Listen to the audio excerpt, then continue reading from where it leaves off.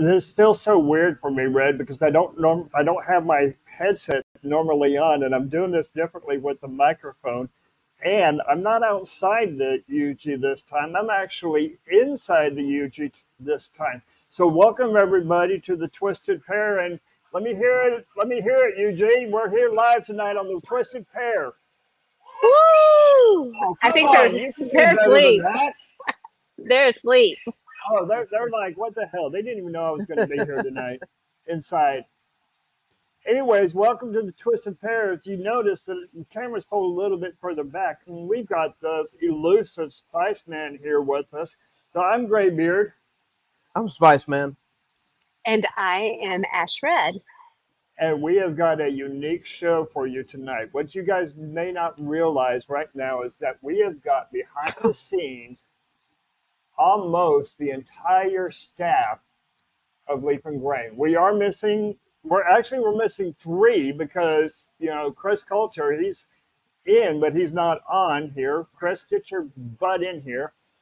We're also missing Joe, and we're missing Steven because Steven's 9 hours ahead of us, so he's probably asleep at this time.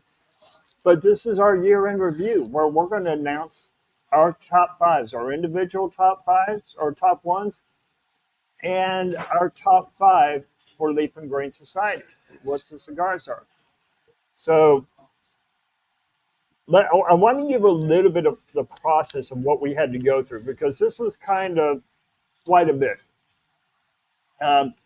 What we all did, there's 12 of us on the team, and all 12 of us, we submitted what our own personal top five cigars were.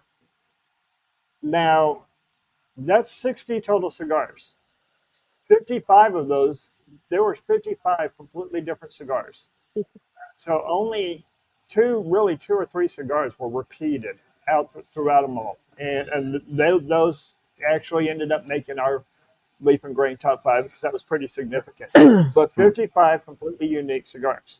Well, we took that list and Red and Spiceman and I, we narrowed that down to what we felt out of that list we would choose as the top fives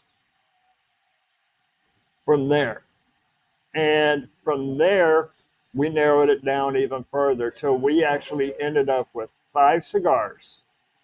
Then we presented those back to the team. We actually presented 3 of the cigars back to the team because there was 3 that we all agreed on.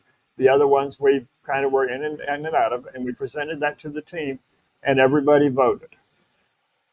And that's how it laid out what ended up being the order of the top 5.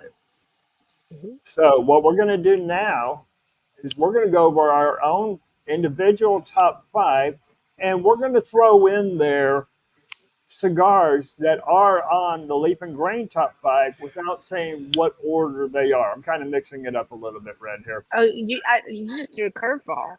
Damn. Huh? You just threw me a curveball. I know. That was the whole idea. Keeping me on my toes. He just fell. I just knocked down my camera. He was so excited about this news I'm throwing me the curveball that he decided to knock over his camera.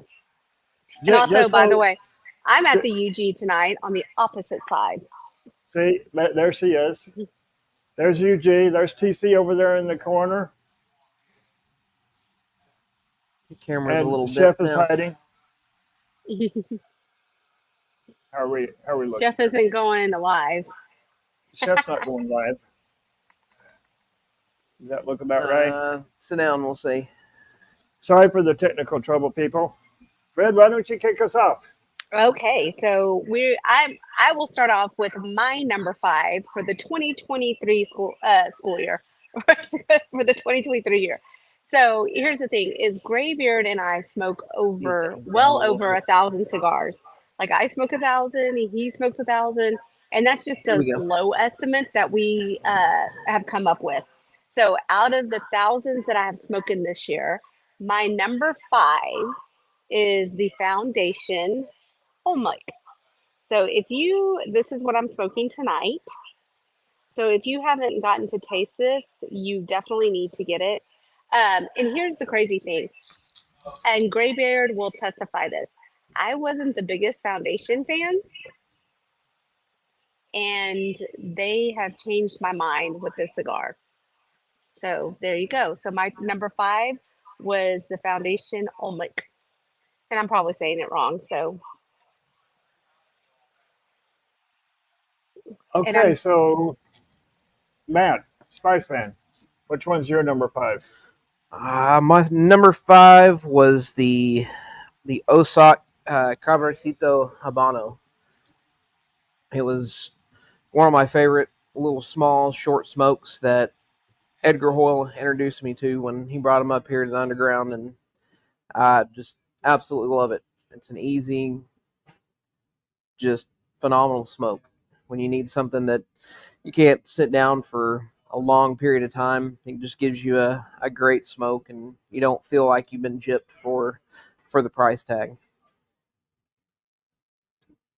Okay, my number 5, which I'm not smoking right now, I've got right here, which is the Queen from Belladonna Cigars. Now, if you were watching the show, or if you were on this show, we had Chantel on our show 2 weeks ago, and just an absolutely amazing woman. Love what she's doing. But this is a barber pole cigar. You can kind of see it. I don't want to knock the camera down again. It's a barber pole. This is a torpedo with a semi-box press on here. Absolutely beautiful cigar. I absolutely love this one. So that's my number 5. One of the cigars that is on our top 5, again, this is in no particular order, is the one that I'm smoking, which is the from the Apostate, and this is the Zaramella. Now, Apostate cigars, they are out of Utah, and each one of the symbols represents a time or something that's important to the Mormon heritage, which Brandon oversees. He comes from the Mormon heritage, and each of the symbols, the names of them, also represent that as well. This is a beautiful cigar. This one is one of the top 5s, and it's also on my top 5.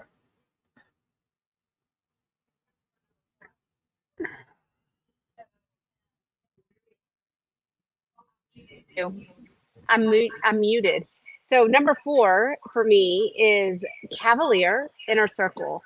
And that is a cigar that he produced earlier this year. And it doesn't have the gold foil on it like most of his other cigars. It was something that he was trying different, and it was very close. It was a cigar that represented his family and his friends and people that were close to him and helped him on this journey of the cigars. Um, it is a fantastic smoke. It is one of my favorites. A little bit on the harder to get. But if you come across the Cavalier in a circle, make sure that you get it. So that was my number 4. That Well, my number 4 for Spice Man is the Espinosa Knuckle Sandwich Habano. In particular, that was made for Guy Fieri. It was just really enjoyed that cigar. It's been another one that has been more of a staple in my box this year, and it's as far as pairing wise, it's been my go-to when I'm sitting outside grilling. I really enjoyed being able to sit out, just a good beer, something good, hot, fresh off the grill, and just being able to chill outside next to the fire with that stick. My number 4 is the Karenberger 25th anniversary. If you want to know more about it, go out to our website, download the magazine, and read the amazing pairing that I did with the Karenberger 25th anniversary. It's a combination, or it's a collaboration between her and AJ Fernandez. Ash, you want to speak about another one that's on our top 5? Yes. This one is Ohana Pulse. And this is by Ryan Rodriguez and the Ohana Nui family. And this cigar is one of the cigars that I use to pair with anything. It goes great with wines, beers, stouts, IPAs, gins, vodka. I have not found anything that this is bad to pair with. Bourbon, like it's one of those sticks that is phenomenal that you can pair with anything, which is a difficult feat in my opinion. And So, it's also hard. That's a hard thing to accomplish in pairings is for a cigar that hits all of them on the mark. So what's your number three? my number three is apostate, what you just went over. And I had the feather serpent. And if you watch the show and you have know anything about me, you know that I love my candelas and I'm very finicky about my candelas. And so when Brandon came onto the show and he said, I have a candela, I was like, okay, I hope it's good. And it has been one of my go to for a candela, and it is a phenomenal smoke, and it is the feather serpent. So make sure if you are hesitant to try a candela, but you want to, definitely try the feathered serpent. You will not be disappointed. Awesome, Matt. So we're on number Number three. three. Number three for me was the Warfighter Victory. That was, I got one this year. I'm looking forward to trying to find another one. But it was just a great stick that stood out to me. It was gifted to me by a friend of ours up here at the UG. And I haven't been able to find anything wrong with it. It's been a good solid stick. I'm still curious to trying to find more of the tasting notes that I've grabbed. When I smoked it last, I had a little bit of a cold, so I lost out on some of it. But a big shout out to the Warfighter guys. They're good guys, very family driven on the industry side of things, and just really appreciate them. If you haven't had a chance to check out Warfighter cigars, go check them out. Keep eyes out for new releases and upcoming magazines. Little teaser for you guys, but yeah, that's Is Matt giving away hints at what may be coming up in issue number three of our magazine? I mean, I think so. have we planned out that far ahead? Yes, we have. It's issue 3. Yes. we have actually, yes, we have planned out through, wait a minute, next year completely all next issues. And this kind of goes to a little bit of what we do within Leaf and Grain. I mean, it's not just the podcast that Red and I do. I wish you guys could see. There's, we've got Ernest Foy, who comes in. He's the one that helps us do the bottlenecks, but and helps us run, a lot of the events. Because when we're up here at the events, it's hard to keep everything going, and he does that. We've got Zach, Mr. Cigar Traveler, who is our big network guy. He's, we hardly ever see him. He's able to jump on the show from time to time, but he's the one that's behind the scenes, going out, making network connections, helping Red and I set up shows, getting in contact with people while he's out traveling. He's the one that's going to be at TPE again this coming year. So there's a lot behind the scenes of what we're doing here, and this is what we're trying to share with you.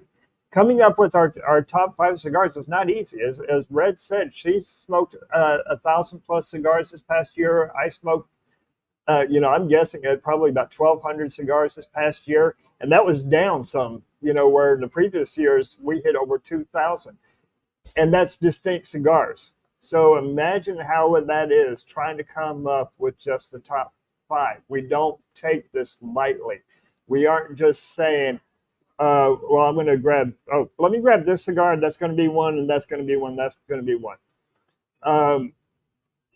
Red, I'm going to throw you for another loop here, and Matt, I want to ask you the same question. What is it that when you're picking out a cigar that's going to be in your top 5? What do you look for? Something that I could probably smoke every day that stands out above, like it has to be head and shoulders above everyone else. Also, one that I have smoked multiple times. Um, it, I don't post every single cigar that I smoke because if I did that, I'd be post on Instagram like 4 or 5 times a day, and I can't post 4 or 5 times a day, or I'm sure y'all don't want to see the same cigar over and over. But if I look through my bands and I see the same band repeated over and over, and then I also kind of look for something that was unexpected. I'm thinking, okay, this is a San Andreas tobacco. I'm very familiar with San Andreas. I try not to do all San Andreas, or I try not to do, all Nicaraguan. But that particular wrapper and the binders and the fillers have to stand out above other cigars that are made, like San Andreas. Does that make sense? That makes a lot of sense. Yeah, that's a lot of the same thing for me.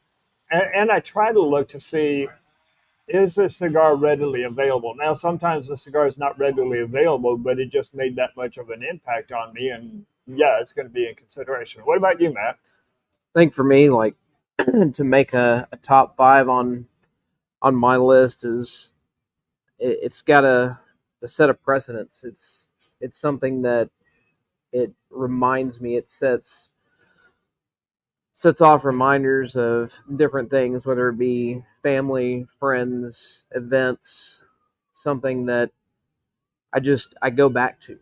It's something that I want. It's something that, like Red said, when you go back through your bands and you start looking at things and you go, man, I've smoked a lot of those this year. I really enjoy them, and it's one of those that you know, Red and I know with beers, and Greybeard and I know with wines on those sides is you drink something so much that you're just like, and you get a little tired of it. With cigars, you can do the same thing, but when I look at my top five, there's cigars that I can pick up, and it doesn't matter what time of the day, where I'm at, what I'm doing. I know I'm going to enjoy it, and I'm not going to have a bad smoke. Beautiful, beautiful. So my number three is the Luciano Maria Lucia.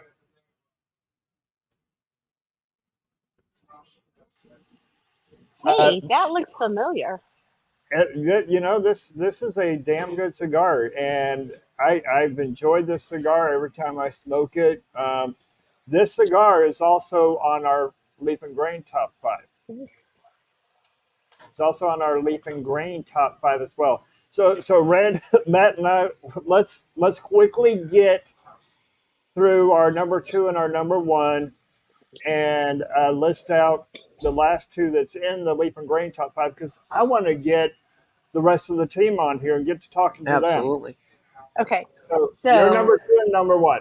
My number two is also Luciano. It is the Dale, and it is actually from Istanbul.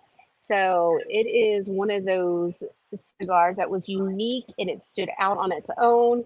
It was very floral. It was just a phenomenal cigar. So I'm going to kind of put a teaser in here for Leaf and Grain. We're gonna talk about this in a minute. So that's my teaser. But my number one, which I'm really shocked because, as I stated earlier, I wasn't a foundation girl, and I kind of made fun of Greybeard. I'm like, dang, that's all you freaking smoke is foundation. That's all you have in your box. And now I have to eat my words and put my foot in my mouth because my number one was the foundation Knights Commander. And if you have not had this, it's definitely worth a smoke, worth finding, and it is worth the price. Now, this one, you're going to pay about $40 to $45 for it. And yes, it's worth the price tag on it. So unlike Matt and Greybeard, I didn't go readily available. I also put some LEs on mine. So that was my number two was Luciano Dali, and my number one was Foundation, the Night Commander. What about you, Matt? Well, mine's been a toss up between my number 2 and my number 1, but I'd have to say my number 2 was another Luciano, and I think it was a collaboration stick, but it's the Mil Diaz, and it is just, if you've never tried it, just an absolute phenomenal cigar. And my number 1, for reasons like I said earlier, and that just kind of set memories in motion, was the Ohana Pulse, which Red showed earlier, and it's actually the one I'm smoking right now. And that has been this year with the birth of my youngest son being born back in August. This year has just kind of been a real family-driven year. And then with our team, just seeing the way that we build as not just a team, but as a family environment, and just trying to encourage and build off of each other. The Ohana family with Ohana 262 and Timeout Cigars, like, it just kind of sets that precedence. Like I said earlier, it puts those memories, those thoughts going through my head, and I see the most of the Ohana bands in my box this year. It's a good cigar, and it is in our top 5 for all of Leaf and Grain. That one got multiple votes, as did the McAuliffe Black that Red just showed. My number 2 is also from McAuliffe. My number 2 is the McAuliffe Experienza, which is, I've smoked all of the McAuliffe a number of times. We've had McAuliffe on the show. McAuliffe is featured as the cover of our magazine. Absolutely love everything they do. The Experienza hit the home most for me. And my number 1 is and I'm bringing my phone over here so I can pronounce it right, but my number 1 is the one I'm smoking, which is the Apostate Zara Helma. And Brandon, if I'm saying it wrong, please forgive me. You can shoot me later. I just, I smoked this cigar one time before our show, and it just blew me over. It absolutely blew me over on just with what it had to offer. So, with all of that being said, there's our individual top 5. Zara Hemla. Thank you, Brandon. My number 1 cigar, also on our top 5. So our top 5 again is Ohana Pulse, McAuliffe Black, Maria Lucia, the Night Commander, and the Zara Hemla. So now we're going to start bringing in everybody else, and I'm going to start off with Terry. So welcome, Terry. Got to unmute yourself. There we go. Got to get unmuted. Hi there. Hi. So, welcome to your first time on the Twisted Pair. I know, it's kind of exciting. So tell us, what cigar was your number 1? You presented some really good cigars on it. Which one was your number 1? My number 1 ended up being the McAuliffe Black. And kind of for the same reason that a lot of you guys have said, it's the one that is my easy go-to. I know I'm going to enjoy that smoke. I've never had a problem with it. It's always paired well. It's actually a little bit stronger smoke than I'm used to. It's a fuller bodied cigar, which I generally shied away from, but that one's so smooth and smokes so easily that it's got a space in my humidor where when I get down to 2 or 3, I'm back to my shop to get a few more. Awesome. What do you do for Leaf and Grain? I am wine reviewer. I also do a little bit of cigars. I dabble at the brandy or the liquors. And I actually started being an interviewer with this first issue of the magazine. Very, very cool. So I'm going to say this because I'm not the only female anymore. So I'm excited that there's another female. So what do you think of Leaf and Grain and the guys and the ladies? Because you got to meet us all last week or a couple weeks ago when we released the magazine, had our party. So what do you think about us and what Leaf and Grain's doing? I love the mix of people. I say hold it down. We've got a whole lot of folks that know a little bit of a lot of things, and then we all have our one thing that we're really honing in on. And I think that as a group, it's only going to make our opinions, our views, and our ability to really be thoughtful about what we're putting out a whole lot better. I agree.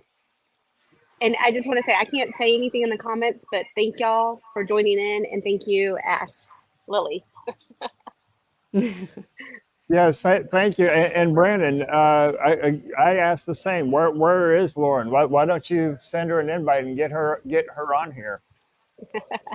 We could probably make that happen. Yeah. So, where would you like to see Leaf and Grain grow in 2024?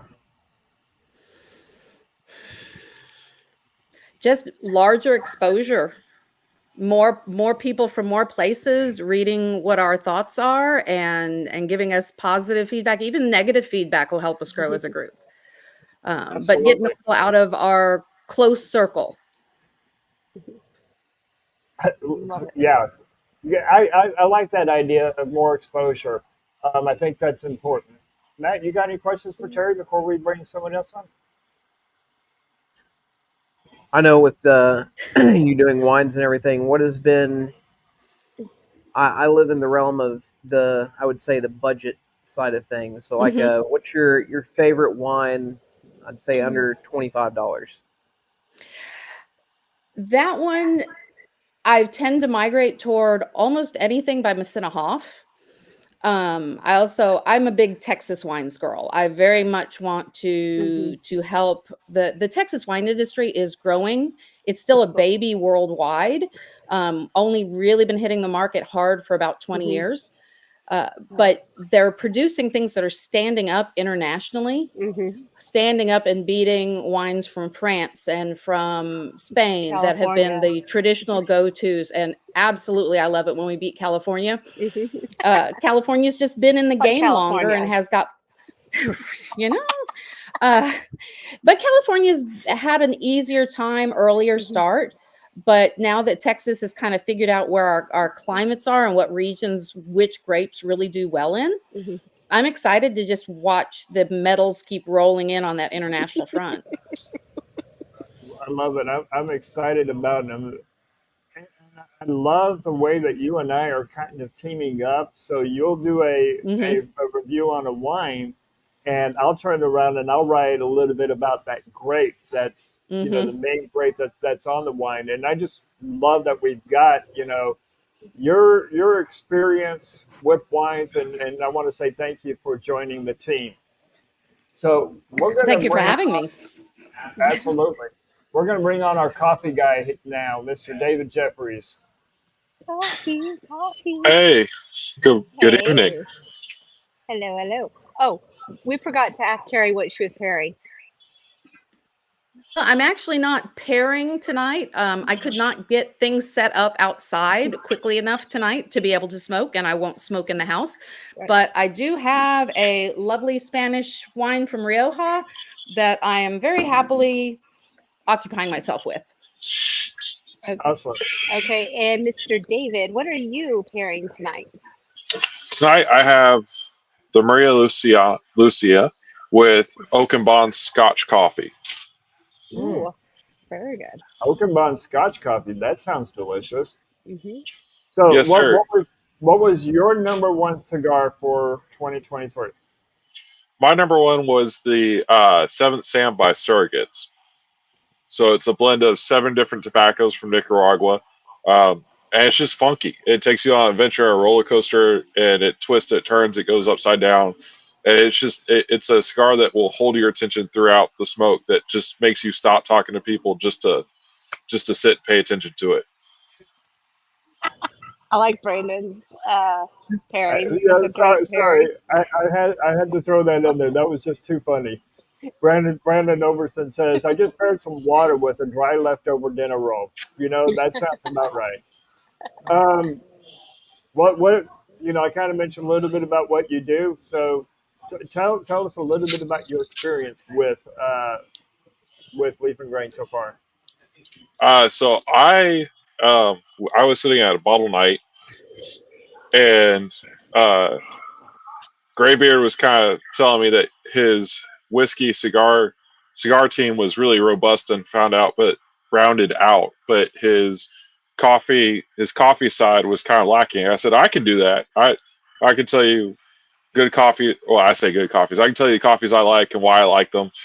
And so I started writing after that, and really started with things like Javalia single origin and coffees that were readily available in the grocery store, and then grew to kind of doing some shop reviews, and then doing some unique coffees. And I think the coffee I'm most excited that we did this year was the Casa La Casa Casona Love Letter to El Salvador. I think that was definitely, I'd say, one of the more impressive coffees coming out this year. And you got a chance to meet Jody, who's the woman behind, who's the woman that's behind the Casa La behind Cafe La Casa. I'll get it right. I'm having a hard time with words today. Please forgive me. Words are difficult. What are your thoughts on meeting someone that's actually behind something like that? It's really great to meet someone who's that big of a player in coffee. For me, as someone who makes his living as a barista, I kind of deal with the nitty gritty, the everyday, powering blue collar and white collar America to get their jobs done. But I don't really get to meet big players like Jody every so often. So it's neat to meet somebody who deals with the government side, importing, exporting, but still having relations with, I say, still having a deep relationship with people who grow the actual coffee. Very good. Where Matt, Matt, you got any questions for him? I'm learning coffees as we go through. It's been a fun year with when Leaf and Grain released our a bourbon barrel aged coffee, and that kind of started me down a little more on the coffee path. And then between Red and Greybeard turning me on to coffees, now I've got David to kind of bounce things off of. I'm just kind of excited because it was not something that I focused a lot on in culinary school. A lot more on my side was like tea, wines. So I know a lot more on that side of things. So I'm just excited to be able to have other people to pick their brain about things. And now that I know he's a barista, then, I can have him make it for me right. Come on. It's a dangerous rabbit hole. I don't think people, because when you first start off with coffee, you start off with your black, your drip, your folders. But then when you really get into it, it becomes an addiction. It does. So it's first you start off with your pour overs, maybe your French press, and then you go from there. And then you realize that what region it is, it's got different tastes, like the cigar tobaccos. So it's an addiction. It's a good addiction though, right? It is a good addiction. So before we bring on our next one, Red, you want to say which one of our cigars was the number 5 out of the Leaf and Grain? Oh, I was gonna say you tell them number 5 because my short-term memory is kicked in. Well, you have it in your hand. This one? I don't have it in my hand. Yes. This one? Okay. That one. So No. the other one. The Night Commander's number 5. Oh yes. Hello. I do know what I'm doing here. So number 5. It's a wild ride, people. It's a wild ride, y'all. For number 5 was my number 1 pick, which was the Night Commander by Foundation. That was our number 5, starting at Leaf and Grain, and I mean it's Solomon right here, and there you go. There's the band, if I can get it there. And I told you it was on the pricier side. It's about $45. Special occasion, if you get a chance to get it, definitely pick it up. Perfect. All right, so we are going to go next with Gabe. Welcome to the stage, Gabe. Ooh, look You're at Gabe with muted. his fancy background. You're. Let me unmute you. Yeah, Gabe's on mute. You're muted. It's like a Zoom call. We're zooming. We have the There we zoomies. go. There we go. There we go. It's laggy. What's up? Hello. Okay, so Gabe, first of all, what was your number one cigar? My number one was a tie between Maria Lucia by Luciano and the Book of Love from Romeo y Julieta. Kind of tag off what Matt said, both of those were just a big deal for me. The Luciano, because we heard about it here on this stream actually before it came into the shop. So there's a lot of anticipation, and it came through and followed up on that anticipation very well. And then we go into the Book of Love by Romeo and Julieta.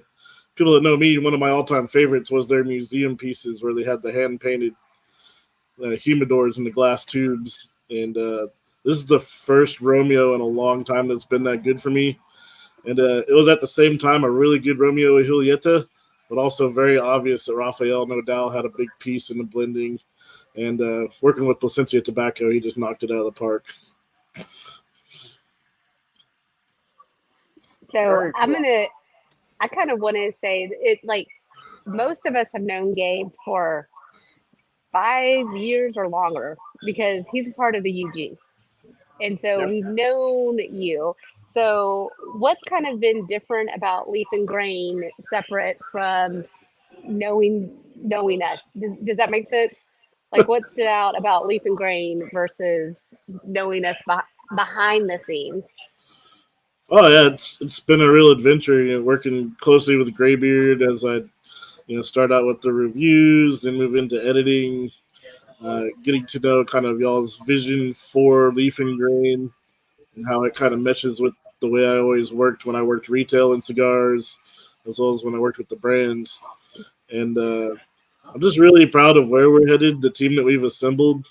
I like the fact that we're focused on the consumer first. And we don't really care what the industry's opinion is. We want the consumer to get the right information and get the advantage of, like you said, those thousands of cigars that we collectively smoke as a group, all those pairings that we get to experience, and try to help everyone have the best time they possibly can, even if your budget's limited and these are the only sticks and pairings you can try. We try to give you, some good advice on what you can do with your budget and your time, so it's not wasted. And are you pairing anything tonight? Yeah, tonight I've got the good old New World, and I've got my Jim Beam special batch. It's my go-to. We can't see it. It's not facing the camera. Your background's covering it. There There we go. Yeah, the Jim Beam Prohibition batch. That was one of the most underrated whiskeys when it came out for a single barrel Jim Beam single malt, and I just love it for the price. Still got several of them. Very, very cool. So, besides cigar reviews, what else do you do for Leaf and Grain? Now we're done helping with some of the editing. Working a lot, since David's been putting in a lot of work. Been working on his stuff. Worked with helping you out on the magazine, looking at layouts, looking at just how the work flowed. Started working on some things to help optimize the website, and we're working on the search engine results to get us better up there. And I'm going to start working on doing some shorts and some editing on the YouTube stuff as well. So a lot of projects coming just wherever I'm headed. And also we're going to start a newsletter in the coming year. So that'll be another thing I'll take on. And I thank you so much because I want to personally thank you. When you joined us, with just the reviews, I didn't have to ask you to help out. You just stepped up and started helping us out, really helping me out and taking some of the load off of my shoulders that I have been doing. And I really want to thank you greatly for that. Ned, you got any questions? What has been your favorite region for tobacco this year? Like country and region. Just kind of give a Man, this little more year I would have to educated say, side. really, it was Ecuadorian. The Ecuadorian rappers that some people have been coming out with have been incredible this year. The Book of Love featured one. Luciano featured several on his cigars, the Mil Diaz included. Uh, Man, just a ton of LEs came out with Ecuadorian Sumatra and Habano rappers. And there's a reason that you typically only hear a rapper coming from Ecuador. Don't you see it used a lot in filler and binder, and that is the quality. Mhm. No? Can we highlight what Mad Money said about Gabe? And I want to say this, that Gabe is a fountain of knowledge. Like, this man knows his stuff. So we're Absolutely. glad that you're here. Thank you. Yes. And Gabe, so my last question for you before we continue on is, you went to Vegas with me and helped me cover Whiskey Network. I mean, not Whiskey Network, Whiskey Fest from Whiskey Advocate magazine. Yep. What was your overall thoughts of that? I was pretty impressed at first. I was skeptical of it being such a short event, but then you get there and it was pretty well organized. I think the majority of the booths were spaced out well enough you could mingle and get to talk with the purveyors and the distillers if they were there, and get a real idea and feel for what was going on. It was fun to look at both the whiskey list and try things out and see some of the trends that are coming, like the Miserano barrels that a lot of people are using for finishing this year. Seems like Yes. that's going to be a big trend, especially with the Scotch side of things for those that are into Scotch more. And yeah, just really exciting. And I love the fact that for that event, it has every element. It has the purveyors looking at each other's stuff. It has the retailers looking at what they're going to carry for the next year. And it has the enthusiasts in the press there just trying things out and getting a little preview. Perfectly stated. Could not have said it better myself.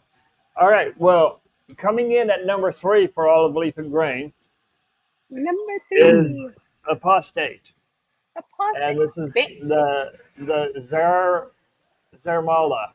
So I've already taken. This is the one I've been spoken. You've been seeing it all night long.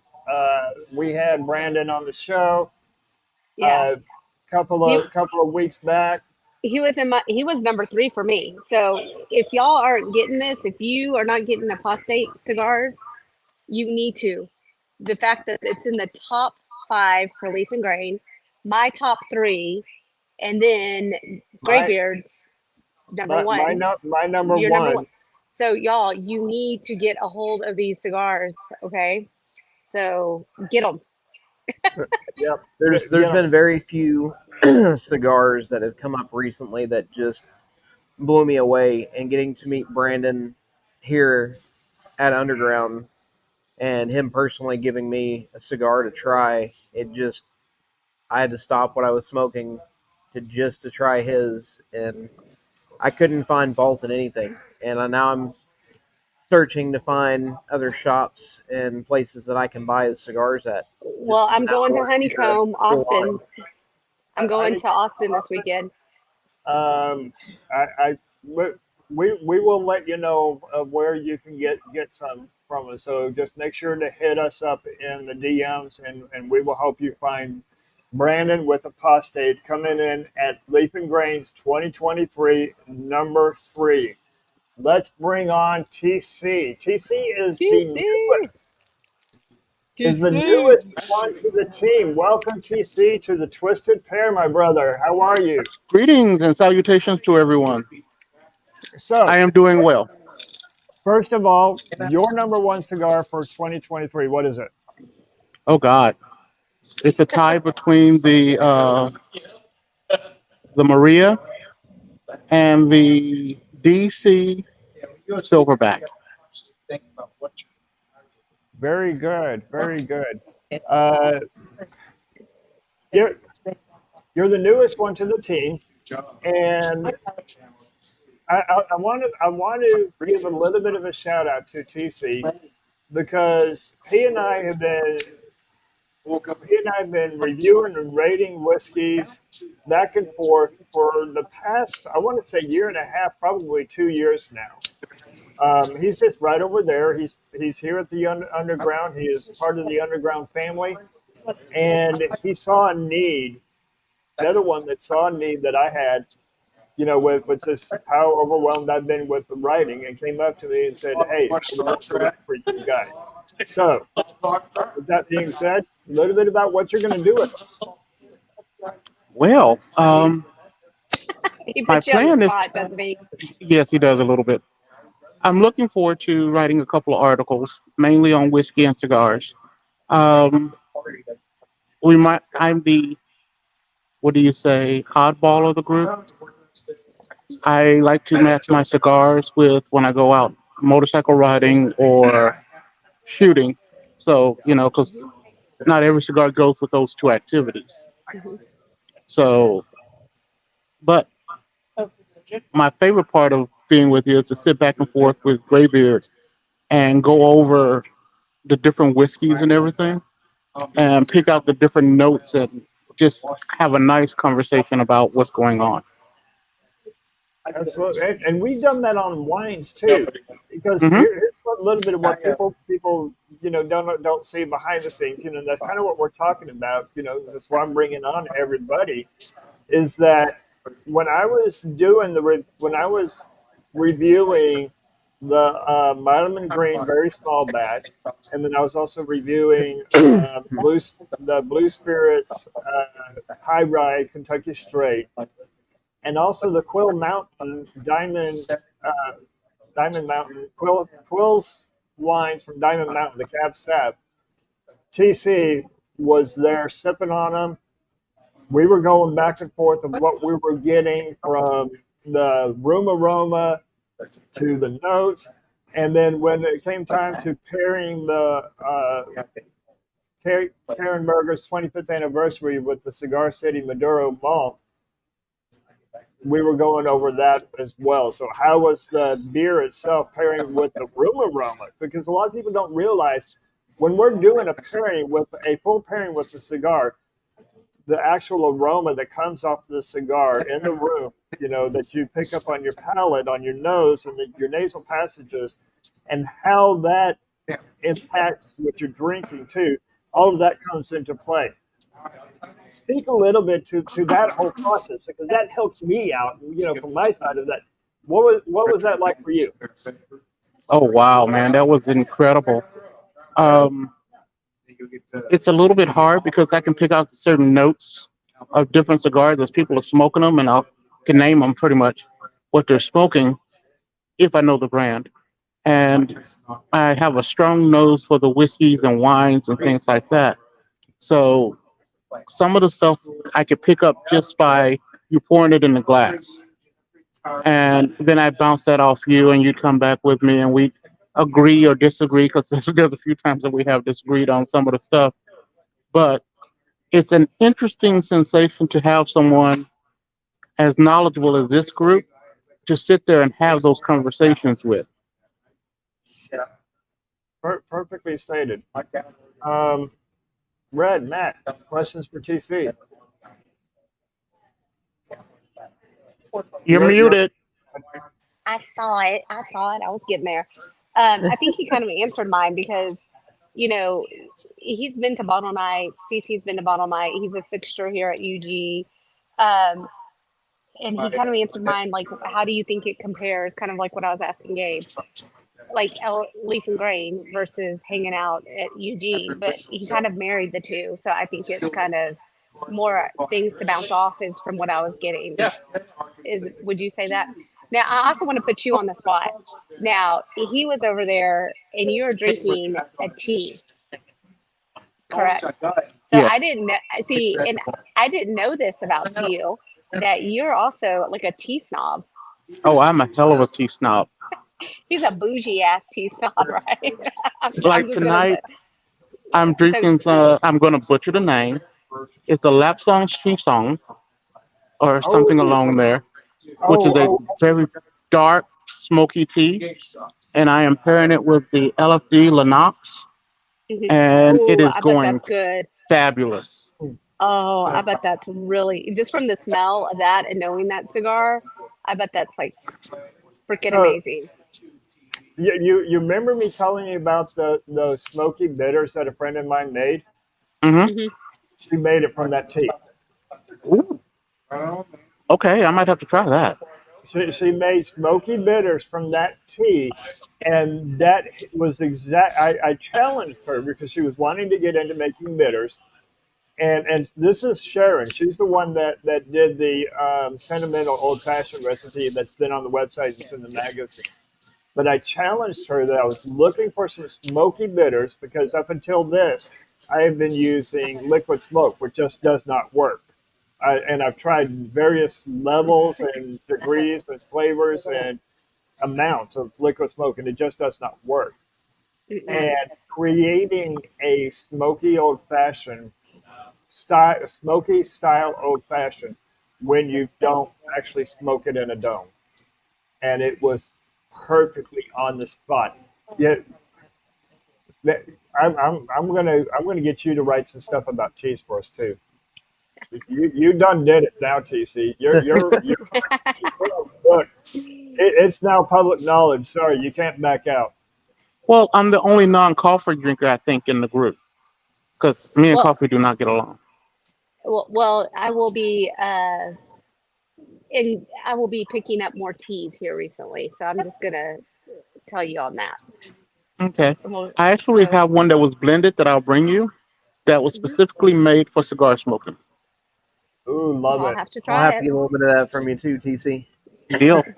Well, let's have our number three, and then let's bring Mr. Zach in. So I think you number did number three, three. huh? I thought you just did number three.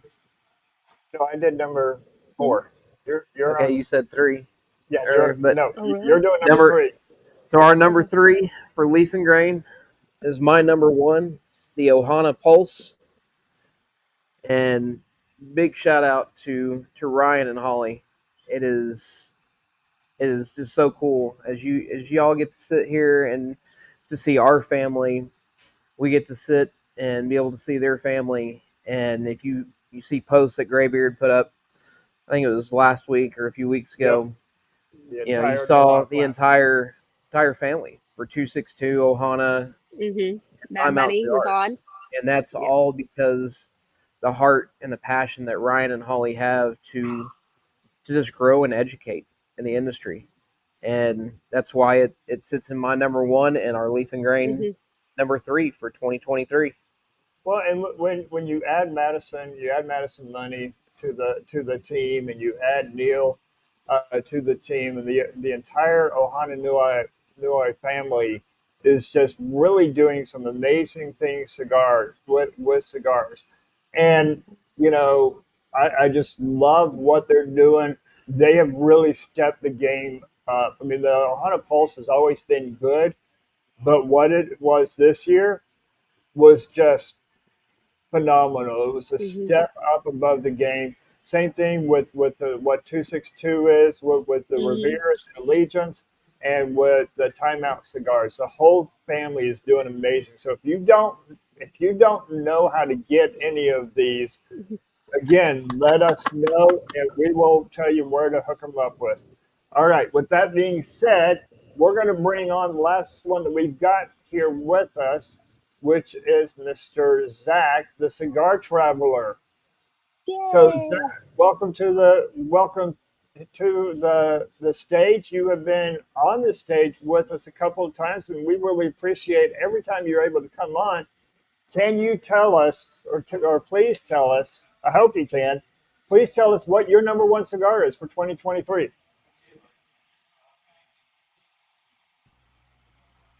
My lovely assistant just brought me a blanket, so I'm bundling up. Give me a sec.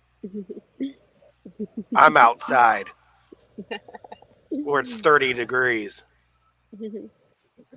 Um, yeah. That one would be the Liga provided 10 Selection de Marco, which, for everybody that knows, I'm a gringo, so forgive my lack of Spanish skills. It is the selection of the market. It is the exclusive release for Drew Estate European market. So you got to go to South America. You got to go, as the British say, you got to go across the pond to get it. I have a few people that still like me. Joking. And that they one or decided, two. yeah, one or two, just one or two, that decided to hook me up. I almost fell over dead because when you think about travel and everything, it'll cost you about $1,000 to go get one. It's only about $100 cigar, but of course you got to go pretty far to get it. Anyways, goes good with the coffee, goes good with a smoked bourbon, smoked scotch. But yeah, don't want to talk about my pairings yet. I don't think I'm supposed to, right? So tell me what's next. Okay, so you've been with Leap and Grain probably just about the longest out of everybody here outside of Red and I. Um, you've seen the massive growth that and have been a part of that growth. So tell us a little bit about what your thoughts are on that, and kind of a little bit about what you help us do. I think the growth has been good. I think you asked a 3-part question. What was the other one, Dave? Sorry. So how is the growth going? What do you think about it? How do you like it? And how have you felt about how Leap and Grain has grown, and what is it that you do for us? Sure. I'll go backwards. I help out with networking. So I travel to events and I help set up shows, guests for the shows. I help out with that. I help build a network with connections with boutique and premium, big brand. They're all premium. They're all great cigars. Boutique and big line cigars. And I help build relationships because the great thing, great thing about Leaf and Grain is that we're offering not a product, but a service. And the service that we're providing is to show that what we can offer when we pair cigars with alcohol, food, and just regular coffee and drink, and how it can bring us together from cross-culturals.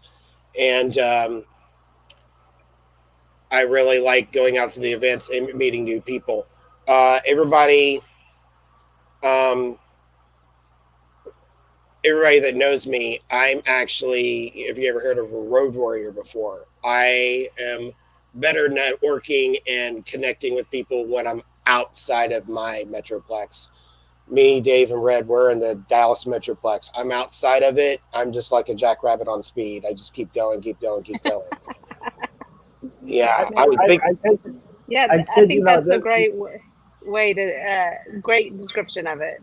It's perfect. Yeah, so a jackrabbit on speed. Yeah, so think of the Energizer Bunny.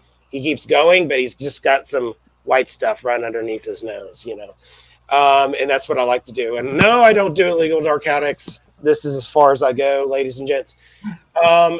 You never know what you're going to get when the Traveler is on. No, you're not. No, you're not. But anyways, I couldn't do it without them. And where I like to see you go, I want to go to Europe. With all the other cigar brands that are out there in Europe, I want to go smoke those cigars and go hang out with the cigar aficionados over in Europe. That's where I see us going next. That's where I want us going next. So, love it. Hey, Red, you have in your hand over there. Oh, our number 2 cigar. Okay, so and now Lauren's on, so I'm excited. Lauren, I have been showing this beauty all night. Let me get my camera. There we go. So this was Leaf and Grain's number 2. It was also in a lot of the Leaf and Grain members, like our, I want to say staff, writers, everything. This was in their top 5. So McAuliffe, here you go, McAuliffe Black. If you haven't picked this up and tried it, it is a phenomenal, fantastic smoke. Yeah, so McAuliffe's on that one, the McAuliffe Black, more than one person listed it in their top 5. It's our number 2, and I also had the McAuliffe Experience in my top 5. So again, if you're not able to get McAuliffe, then reach out. We will help you find out where you get it. The thing that I love about what McAuliffe is doing also is that they are brick and mortar only. You cannot buy their cigars on the website at all. Al McAuliffe is a phenomenal person. Terry had the opportunity to interview Al in a very unique interview and was the cover story for our first issue of our magazine. So real excited that McAuliffe is getting represented in all these different ways. All right, I want to go around the room here and going to start off with TC. What has been the most memorable pairing that you have had? Oh God. Okay.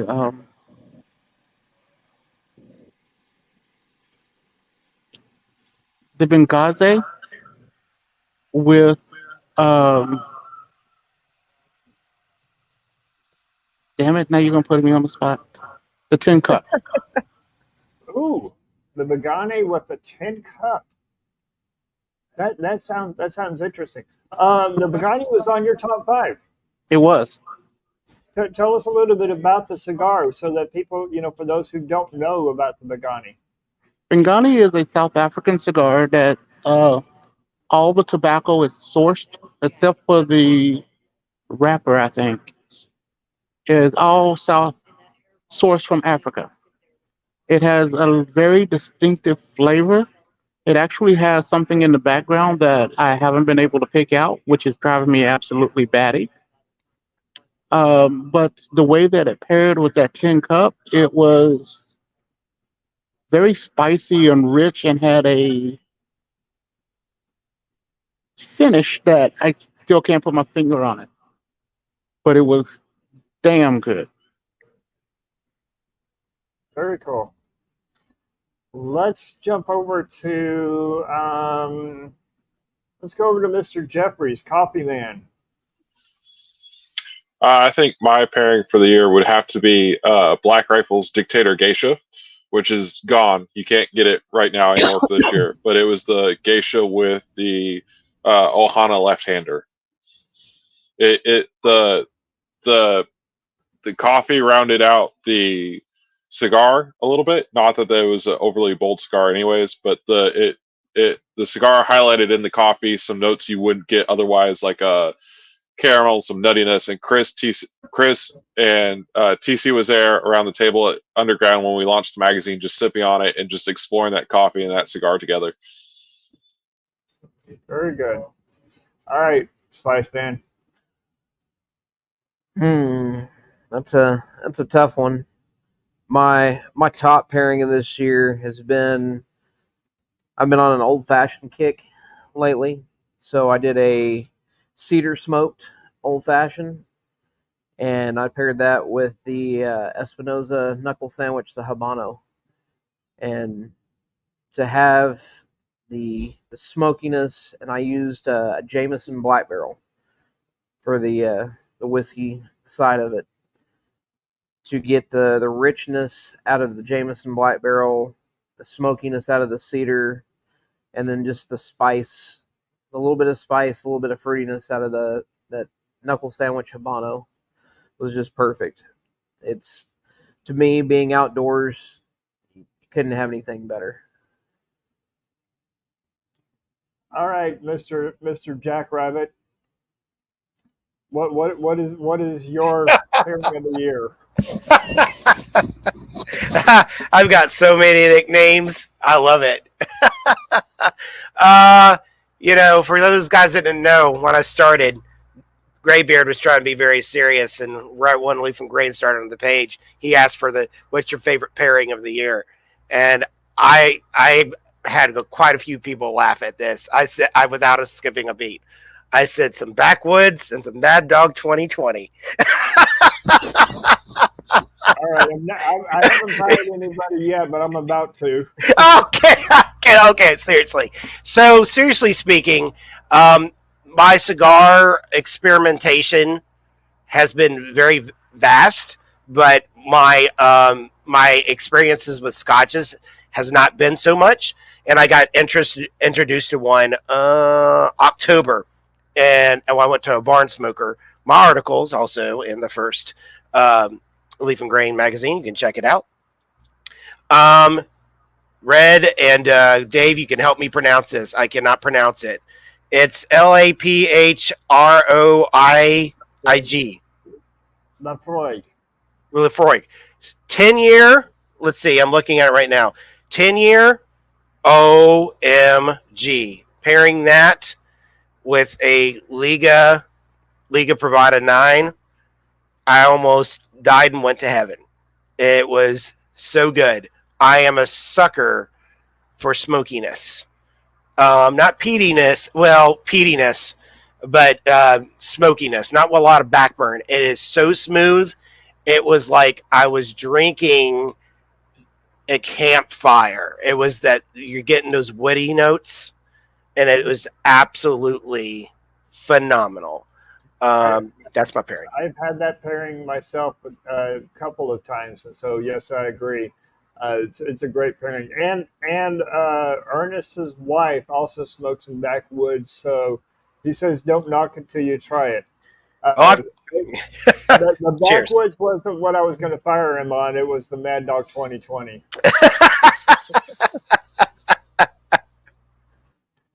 Okay, we're going to jump over to Terry. What has been your favorite pairing? That's a tricky one because I'm still very new to the pairing game. I've spent a lot of years smoking what I like with what I like to drink and not really thinking about how they go together. But I did discover that I really enjoyed the Timeout Habano with the Llano Tempranillo that I did the review for the magazine, the barrel aged. The spices in the Timeout really kind of picked up the berry notes in the Tempranillo, and the overall experience was just really nice. It was probably one of the first ones that I really focused on how they went together. I like that. That's interesting. All right, Gabe. And mine's got to be pretty specific. I like the smoked old fashioned from Wild with the new Ohana Nui Pulse from Tabacalera Podges. That combination is just awesome. It brings out a lot of the earthiness and sweetness that can sometimes be lost in the Pulse because it is a strong, bold cigar. And then the smokiness of that Manhattan, it's just perfection. So that was my favorite pairing this year. So I'm going to hit Greybeard. Greybeard, what was your favorite pairing for the 2023 year? It's definitely the one that I did the article on in the magazine, the Karenberger's 25th anniversary with the Cigar City Maduro malt, which it's interesting. The first time I had the Cigar City Maduro malt was about 4 or 5 years ago, and that's what actually got me off, kicked me started on this whole thing on cigar pairing, which is what really birthed this whole thing that Leaf and Grain Society is now. And that was with the Laura Rara Ruby, the Tubo. And in my upcoming book that I'm working on, I talk a little bit about that and how that had an impact. And then taking that same beer and then pairing that with the Karen Berger 25th, that it comes in with the San Andreas binder on that, and it was just I describe it as a umami decadent experience throughout of it. I mean, there was times where I was getting portobello mushrooms at that perfect grill time. So when you pull it off of the grill, right when it's just crisp, right before it starts getting those oils coming through, just that perfect rip pairing time, I mean grill time, and it's just think about that type of flavor and that type of aroma that you get, and that's what I was getting through that pairing, and it was going both directions, both cigar to drink and drink to cigar. That created one of the most perfectly balanced pairings I've ever experienced. Absolute one of the best I've ever had. Very That good. leaves you, Red. That brings me. So a lot of times we talked about whenever we're pairing, it's about experiences. So we do hundreds, probably about 300 different pairings a year. And one thing that's kind of stuck out to me that just came to mind was when I was in North Carolina and I was sitting around the campfire and I was with my daughter and we were making s'mores. But I also had a Casada, the Casa Magna cigar, and I had it with a local IPA there, along with some s'mores. And that was like just something that just pops into my mind just because of the memory. And we were underneath the stars. It was beautiful. But I just remembered the cigar and the IPA just were beautifully complementary. And then you add in some s'mores, which is something unexpected. And it kind of gave the s'mores an orange flavor, which was really good. Which I want to try some orange on a s'mores. People don't knock me, but I know that one pairing that's in here that I want to try that Brandon said was Earl Tea with this the serpent. So I'm gonna try that next. Yes, that sounds good. He said it was the O word. So you know Yes, I like my O's. you like your O's. I mean, Yes, what I woman do. does? Every woman likes O's. So Chris Culture, who's also part of the team. Unfortunately, he's not able to be here. He is stuck in Oklahoma. He says his top pairing is the Casa 1910 Lucero with an Oban 14. That sounds interesting because I smoked that cigar, and with what that Oban 14 brings out, I believe that Oban 14 is finished in a wine cask. I want to say it's finished in a Merlot cask. Which it's a very interesting Scotch, and it's one of my favorite Scotches. Uh, I'm intrigued about that one. And Ernest says that his is the Glenlivet Old Fashioned premix and pairs really good with the Oliva 135, which is another great cigar. Um, we don't always do just uh, pairings with drinks. We also do pairings with foods. And so I'm going to put Spice Man on the spot here. Spice Man is our resident chef, the third of the partners, and he covers all of the food primarily for us. So, Spice Man, what has been your favorite food pairing? Oh man, put me on the spot, and I have to go back and think of all the foods from this year. You want me to come back to Probably you? no. I'm probably. I mean, it's kind of a kick to myself, but one of my favorite things that's been this year was just a slow smoked tomahawk steak with. Trying to think what the cigar was. I think it was one of the Osaks. I can't remember what the Vitola was and the size was on it. But being able to, for me, be outside, it's kind of like my place, my zen place, to be able to go outside, to sit, to grill, to be around a campfire. And for me, the most memorable and probably the best this year was just being able to celebrate after my son was born, to have a good steak and have a great smoke.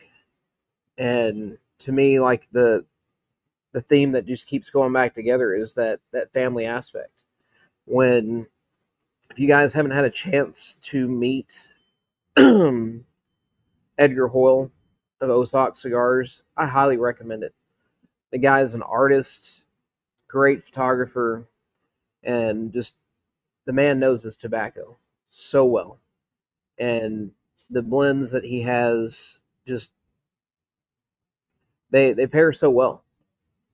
Like Gabe was talking about earlier, like certain things bring out certain notes. That's been a goal and a challenge of mine to be able to really draw people back into the food pairings with cigars, because we all know, and it's easy for us to pick up a drink and a smoke, and that's what we got.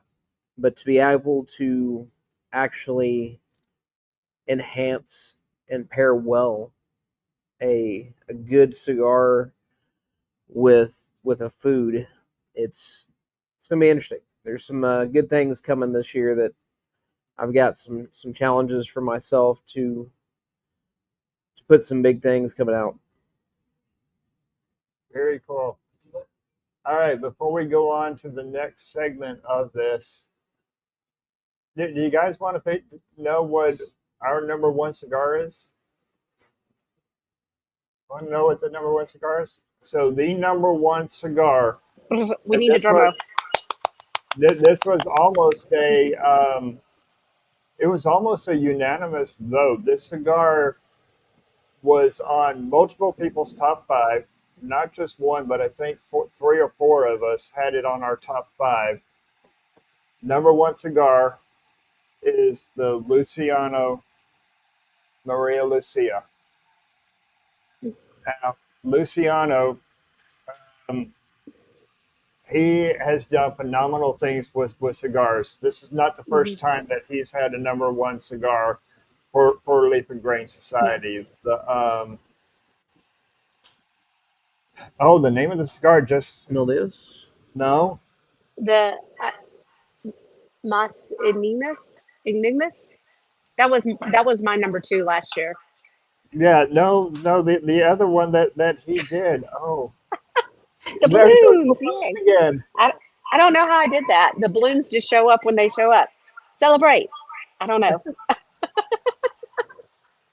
Anyways, Luciano, congratulations. Number one cigar for Leaf and Grain Society, the Maria Lucia. So when you see this, we will be posting an article on it on the website, the Maria Lucia. If you don't know this cigar, go out and get this. This is a phenomenal cigar, and I'm about to light it up. Next segment on this that we're going to do is, this is a time for you guys to ask Red, myself, and Matt any questions. So it looks like TC's got his hands up first. Go, TC. What is the top cheese pairing you've had this year? Ooh, top cheese. Oh my gosh. We did a whole show on we added a little different spin to it. We also added game meat to the cheese. And I think one of my favorite cheeses that I had, which was really shocking, was a jalapeno cheddar. No, I think it was a jalapeno cheddar cheese with cigars. And of course, I was smoking a Nicaraguan at the time. So that spiciness was just right there. And y'all know I love my spice. So that's what I'm going for. I'm trying to remember the cigar that I had. The cheese was an aged blue cheese that I picked up from one of the local cheese shops, and the cigar. It was one of my father's with the Ecuadorian Habano wrapper, the one with the fuchsia band. If you guys remember the names of it, but it was the fuchsia band. My father that had the Ecuadorian Habano wrapper on that. That with the blue cheese is probably one of my favorite cheese pairings that I've had. No one got it. Any other questions? Who else has got a question for us? Mr. Jeffries. What's been the most exciting category you guys have paired with? Is it coffee? Is it whiskey? Is it wines? Is it food? If you can get well, I want to even say more than a trifecta. Like, to me, one of my most memorable experiences with cigars was when you start off with a coffee, a small cigar, and an appetizer with food. And that's like a cheese, a 262 Allegiance with coffee. That's phenomenal. Then you move on to your main course and you're going to get a steak. Now, I like my steaks still moving. I like them blue. I don't like them cooked. That's the way to eat a steak, in my opinion. And then you pair that with a red meat lovers, and then you put a stout in there. And then for dessert, you have a port, kind of like a peach cobbler or something like that. And then you finish off with a Croix d'Orsay for that. So I've done it where you've had 3 different cigars along with the 3 courses, and I'm in heaven. And I've got my coffee, my beers, and my wine. I love it when I'm able to do a pairing like that where we have multiple pairings. I did the 4 Kicks 2021 limited edition with Milam and Green's triple cask, and also with a Rhone Valley Syrah. I can't remember the name of it. It's one of those really long French names that I would probably stumble over, trip myself, and knock the camera down again just trying to get through the pronunciation of it. But anyways, it was just a phenomenal pairing. I think I've enjoyed wine pairings the most, believe it or not, because everybody knows how I'm such a whiskey such a whiskey guy. But wine pairings are such a challenge because of how complex wines are and how complex cigars are. It's not just an easy pairing where I know, okay, I've got myself a peaty Scotch such as an Ardbeg, so I'm going to go with a Nicaraguan, Esteli Puro to be able to stand up to that. A wine can change all the way throughout it as it goes from the front of your palate to the very back of your palate as you drink down through the wine, as it's opens up from the aeration, the oxygen, and as I'm over here swirling my wine, and we do this a lot to open it up, to open that body up. I mean, even TC, you can testify to it. When I was drinking the Diamond Mountain from Quill, and how that wine just changed from glass to glass. From when we first opened it to when we almost killed the bottle.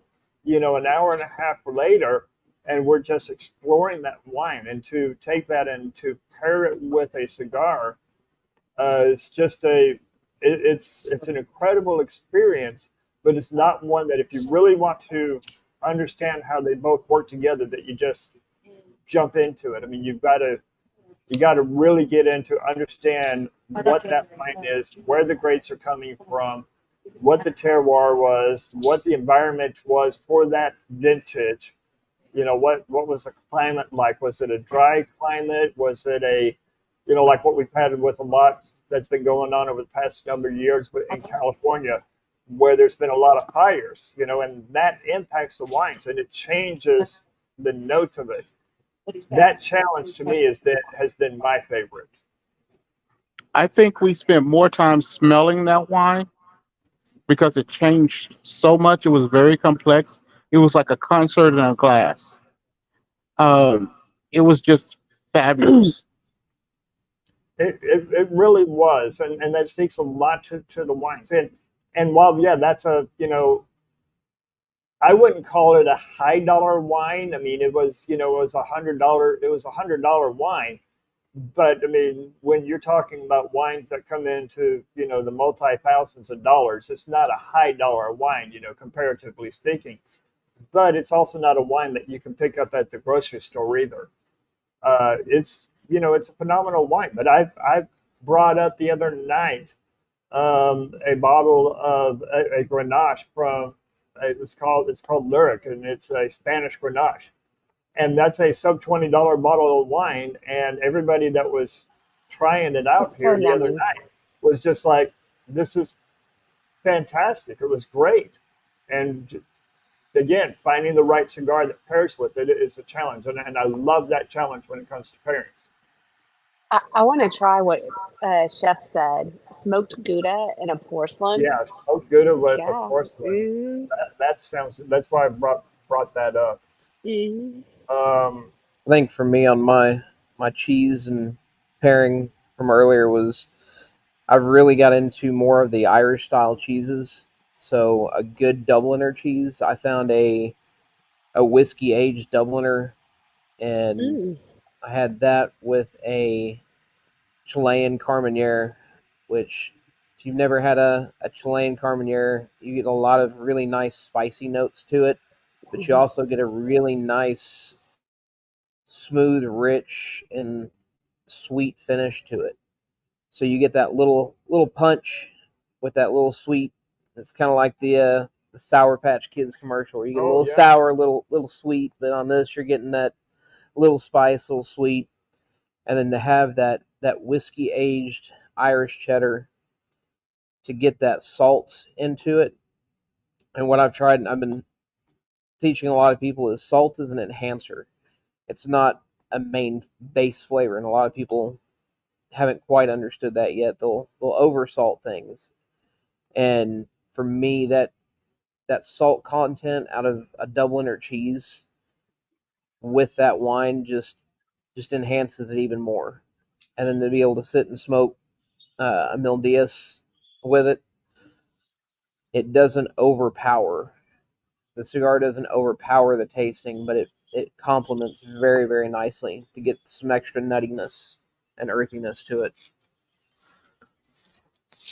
Any other questions, Gabe or Jackrabbit? Do you guys, either of y'all, have any questions for us?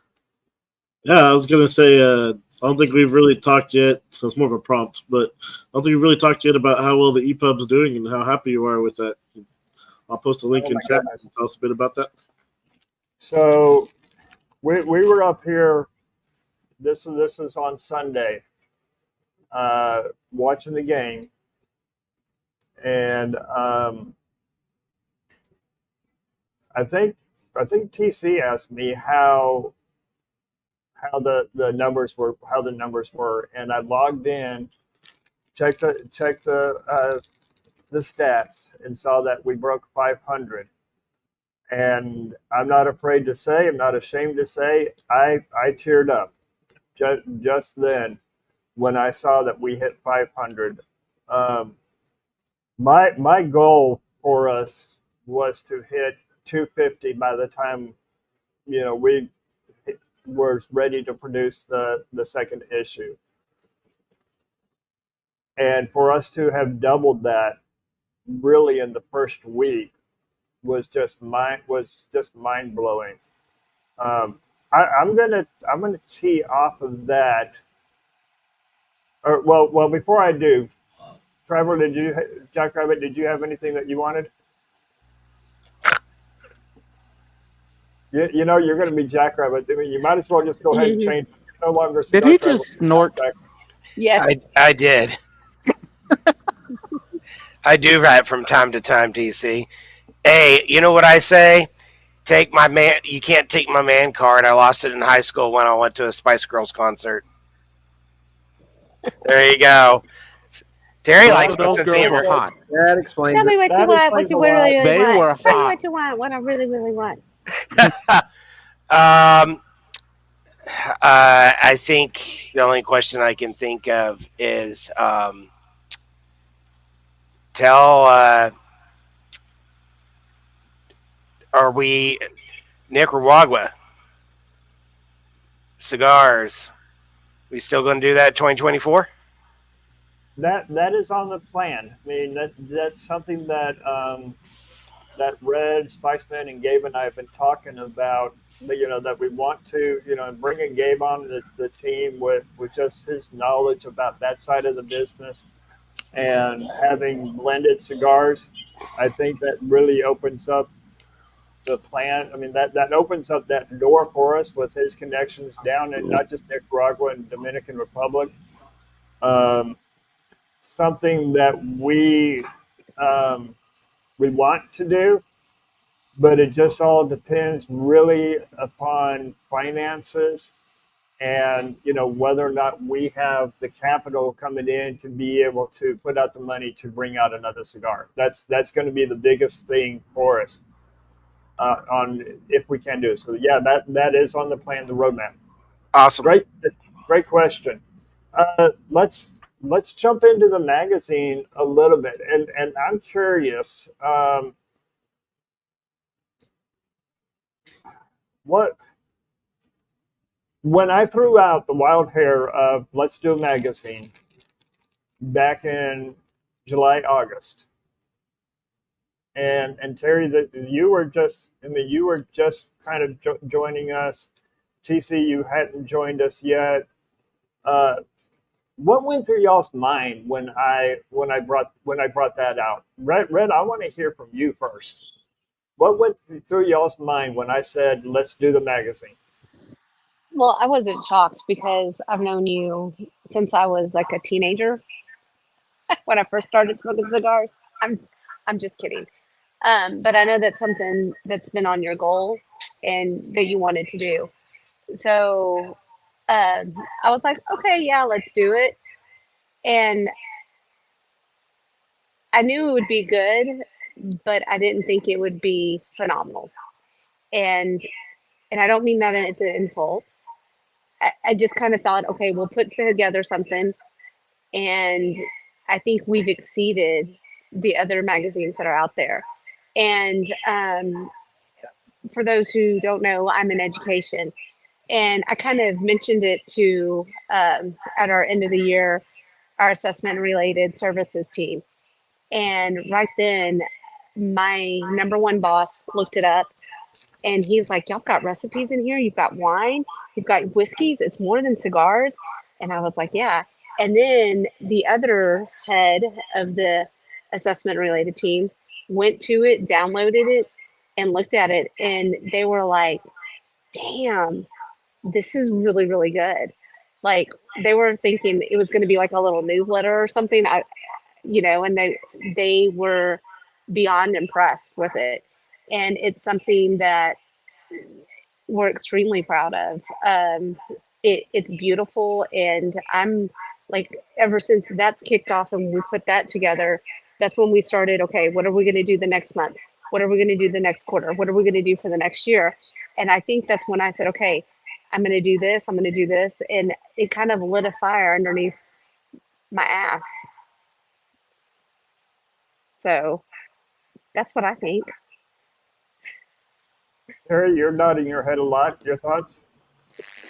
Yeah, because I was still so new into the group, and I honestly hadn't met most of the names that I was seeing online. And you were like, "Oh no, we're doing this EPUB," and I was like, "Okay, deep end of the pool much? It's a good thing I can figure out how to swim." But it's been a fantastic way to see how.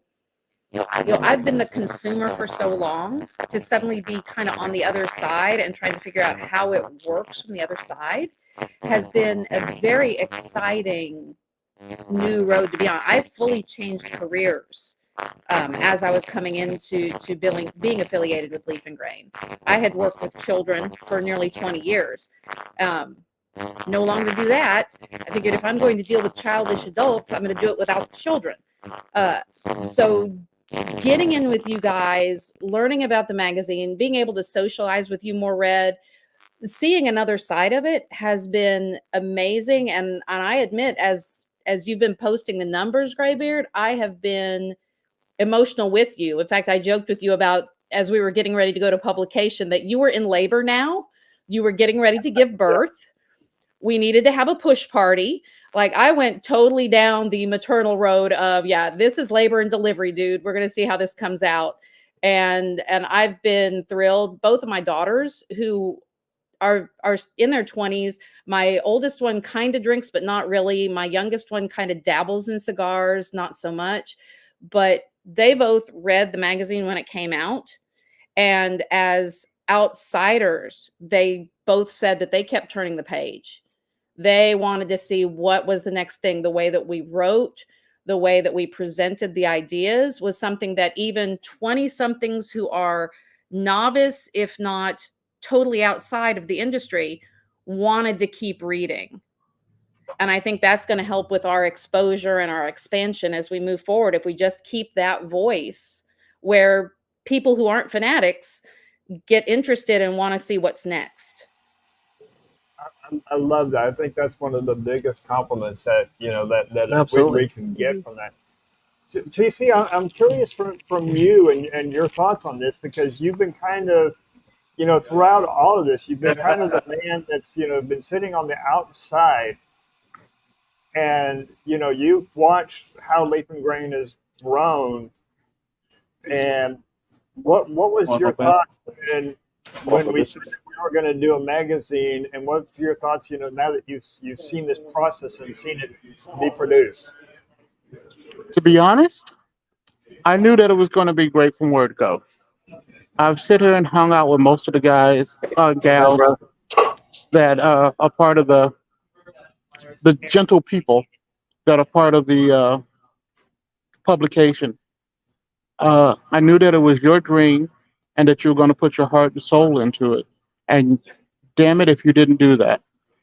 So I thought it was a great idea, and it turned out fabulous. I am looking forward to the next issue. And Terry mentioned about the younger people. We have a millennial group here that opened it up and took a look at it, and they loved it. So I'm just waiting to see where it's going to go and how big it's actually going to blow up. I'm excited too. I want to throw Matt on the spot over here while he's looking at his phone. I was trying to find the recipes that I was put up on the magazine. Trying to remember. It has been, man, it's been a journey. I mean, from the start, from those who've been around long enough to know what Crafted Cravings is.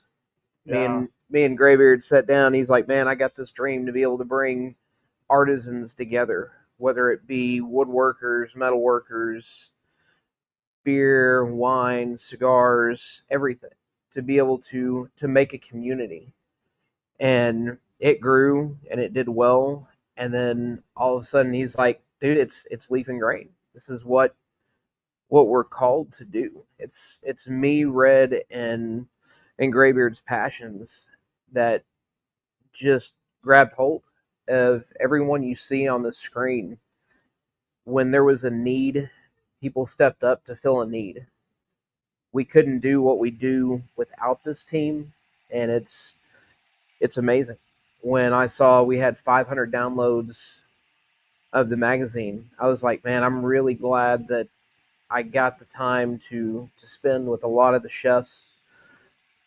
One of the main reasons why you haven't seen me on as much, as Greybeard said, I've got 3 wonderful kids and a wife at home, but I've got multiple jobs that I do and that I work. But one of the main things behind the scenes that I've been doing is I've been meeting with chefs associations. I've been meeting with different chefs to be able to find the right ways to present the chefs and their recipes in our magazines, on our website. I want to make sure that they get the credit that they deserve. Because you smoke a cigar, you got a label on the cigar, you got a band. You know who it is. You can't really take that off and hide it. You can just not tell anybody what you're smoking. A beer, a wine, it's there. But when you have that knowledge that's coming from a chef, from their experience, their tasting, their flavor profile, I wanted to make sure that they get credit where credit's due, to be able to spotlight the years that it takes to hone that craft. And so to see 500, I'm waiting for end of this month, see if that doesn't double and be able to jump up. I can't see what you're We trying can't to see. We can't see, Gabe. We can't see it. What is it, Gabe? What is it, Gabe? I've been switching to the Allegiance from 262. Oh. The old school cool. band. Well, I kind of want to ask David, because he and I are the big coffee people in the group. So, in doing a coffee review is a little bit more difficult than doing like a cigar, whiskey, or wine. And so he's done a couple reviews for us, and then he featured the coffee that we talked about. So, how was this experience for you writing it for the magazine? I think this experience is it's a lot like what Terry does, where we take in climate, varietals, and which just means like what species of coffee we're dealing with. I'm a lot closer to Terry than I am whiskeys or whiskey or some of the other food pairings. It's been phenomenal to grow as a writer. I've certainly gotten some feedback and grown as a writer throughout this year, and I'm thankful for it. But also, I'm just thankful to be part of just a phenomenal team of experts, and I feel like I'm the low man on the totem pole. Like I can't catch up to everyone, so it's been great to, I say, try to keep up with the just phenomenal professionals in the field. This was something that Terry, you and I talked a little bit about this, and Red, you and I have talked a bit about this as well. Is that, when you look at the other big magazines like, Cigar Aficionado and Whiskey Advocate and Wine Spectator, those are the three big industry magazines. And, all very well established writers that are writing for them. And even when you look at other websites, like Food and Wine and Liquor Magazine and Spirits Magazine, you see established writers that are writing for them. They all have their degrees in journalism and et cetera, et cetera. One of the things that I am most proud of is we're a team of people who are nobodies when it comes to writing. I mean, I've written for Whiskey Network magazine, and then Joe had wrote for Whiskey Network magazine. TC, I know you have a background in writing. Red is one of her many degrees is in English, and has a background in writing. But for the most part, none of us have really have any professional experience on that. And we put this together. Our first issue had 29 articles in it. I thought we were going to be stretching to fill 32 pages. And I kept on having to add pages and add pages and add pages in it. As a group of people that, when it comes to writing, have very little experience at that from a professional standpoint, how was that journey for each of you in coming to this? I've got a background. I've got a background in marketing, advertising, and have written technical manuals and books and such like that. But this is a change in paradigm for me. What has this journey been like for each of you? Well, I just want to come back and say, first off, when you had asked what we thought when you proposed the idea of a magazine, to be honest, I was nervous. I was like, one more thing on the plate, but it's time to cowboy up and do what we do. But as far as what the journey's like, it was very daunting to highlight people who are passionate about coffee, and to kind of build the bridge between coffee snobs and cigar snobs, and kind of build a community there. And I think it also that there's times that this crowd is very unforgiving, but they're also very forgiving. So it's kind of a oxymoron with the readers too. Well, I think the fact that we aren't all rooted in that journalism investigative background. We're truly writing from a place where we're learning about what we're passionate about as we go.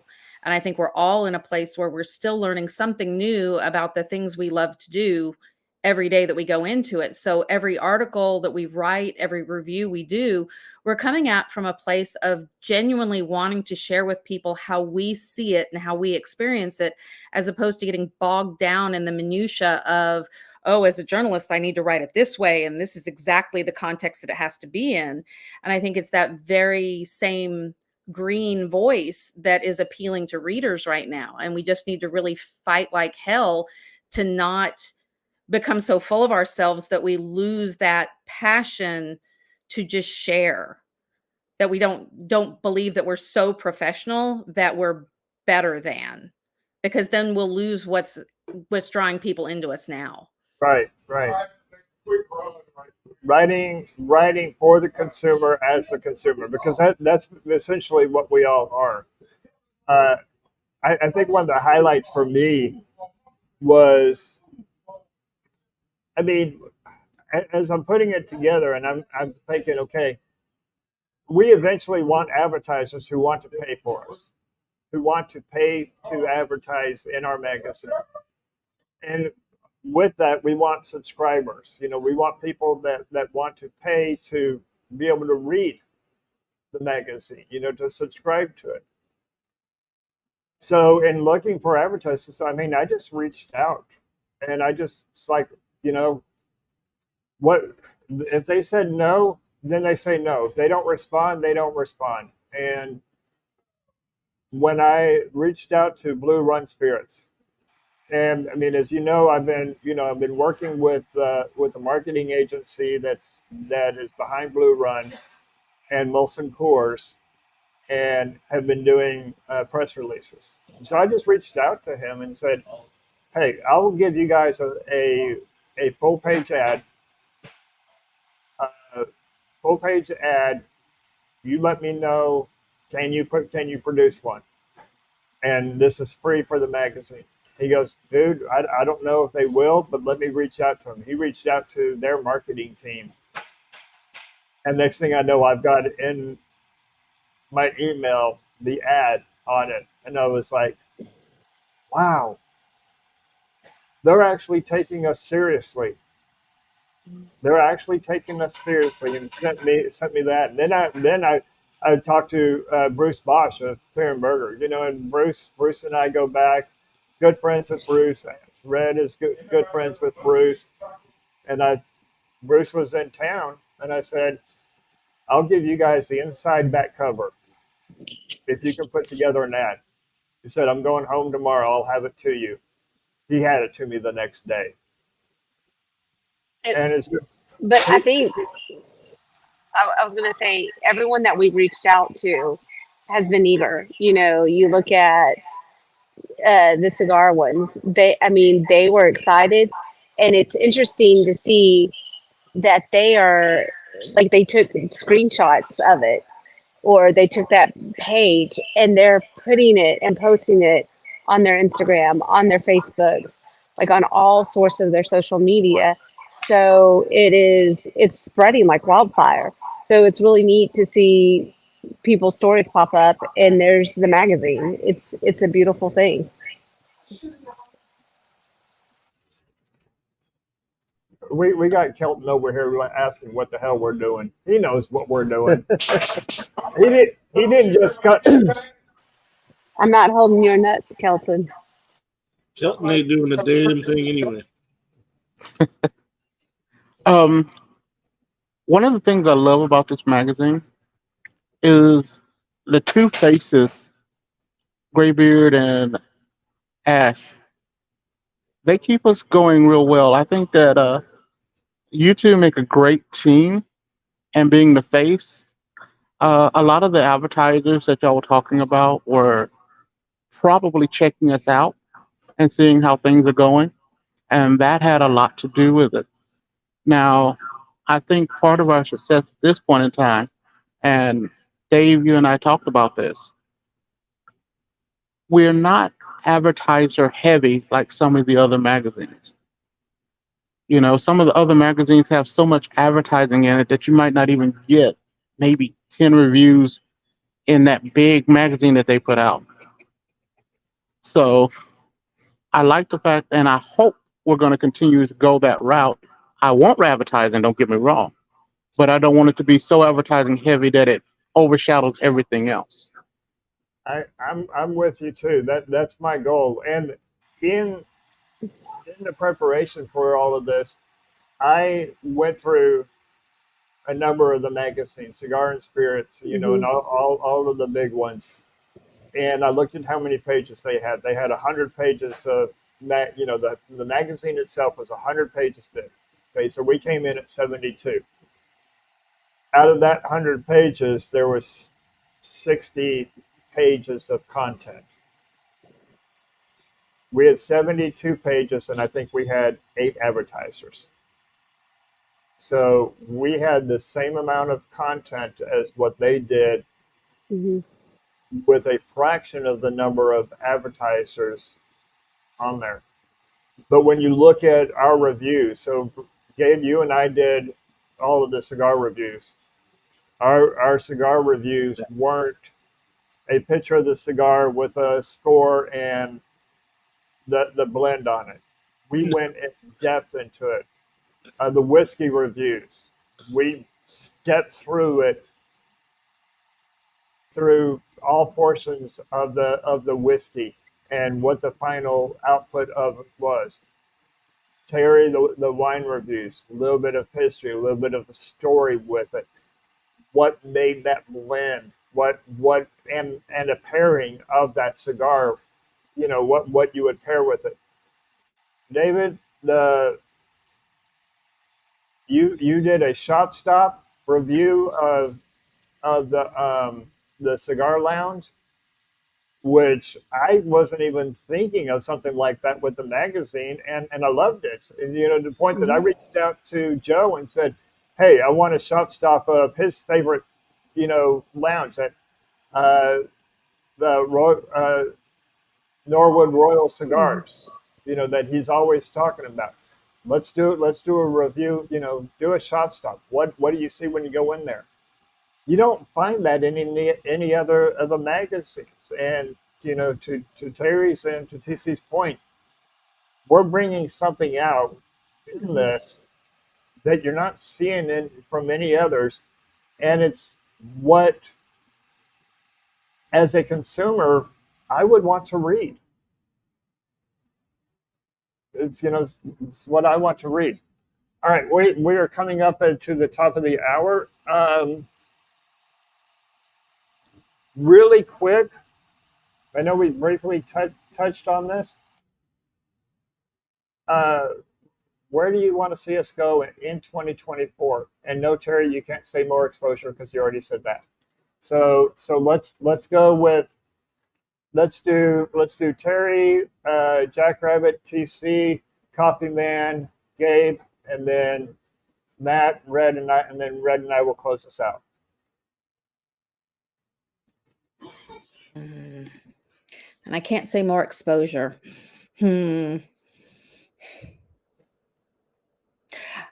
I think fleshing out so that rather than only having 1 or 2 reviews of, like, we only had 2 wine reviews in there this time, we can bump that out a little bit more.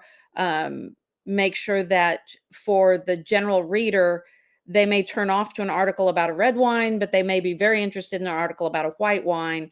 Same thing with cigars, same thing with coffees. We want to reach out to a variety of readers. And if we kind of look at what we're doing, we can expand our own interior so that we can reach out to more people, because one thing may not be their thing, but the next one might be. Okay. Good. Jackrabbit. I mentioned this a little bit earlier before, but as Bill Murray says in What About Bob? Baby Steps, I would say start with the 48 states, then go to the Hawaii and Alaska, and just get some more shop stops in there.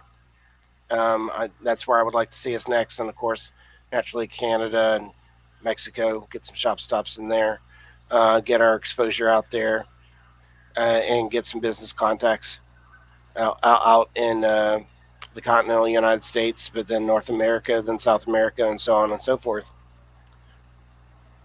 Perfect. TC.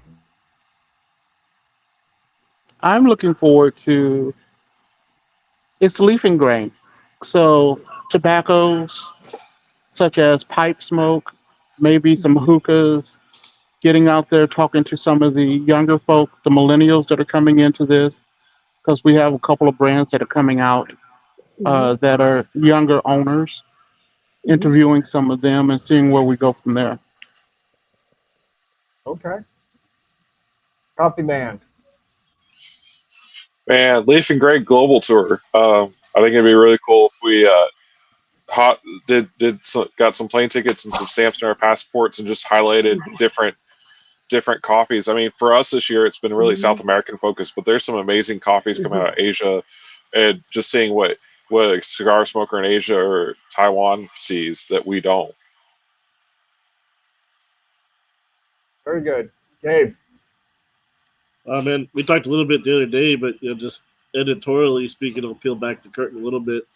Watching everybody progress, especially into the magazine articles versus the online articles, has been great, and just continuing to kind of flesh out what we expect and create frameworks for each of the types of articles that we're doing, and help make it easier on the writers from that perspective. But also just watching guys like David come up and he's done an excellent job, and Terry coming in clutch really recently with bringing in pairings to their reviews as well, and that's something that I need to go back and refocus on myself.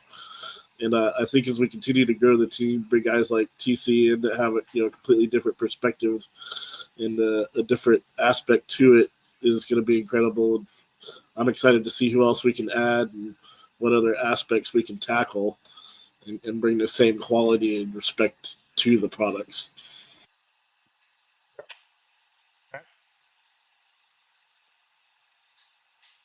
See, I had two things I was thinking of, and for 2024, I want to be able to educate our community a little bit better, to get our consumers, our leaf and grain readers, and everyone just a little more educated, to help them understand, to take away that fear of let me ask a question, and feeling dumb about it.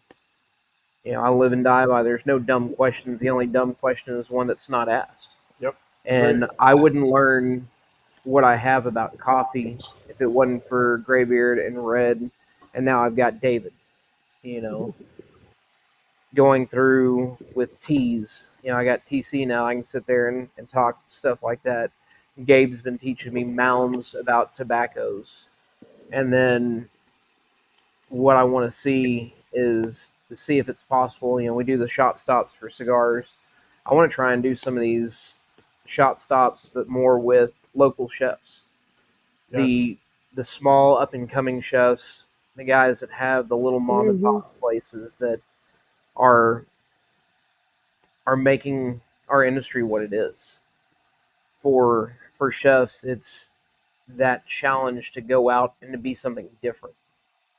Just like it is with anything. Cigars, whiskeys, wines, it's you have the general topic of it, but I want to be able to help bring that awareness to the culinary world, to bring that more out for the small people. It's like Greybeard said, there's huge magazines, but they don't feature the little guys.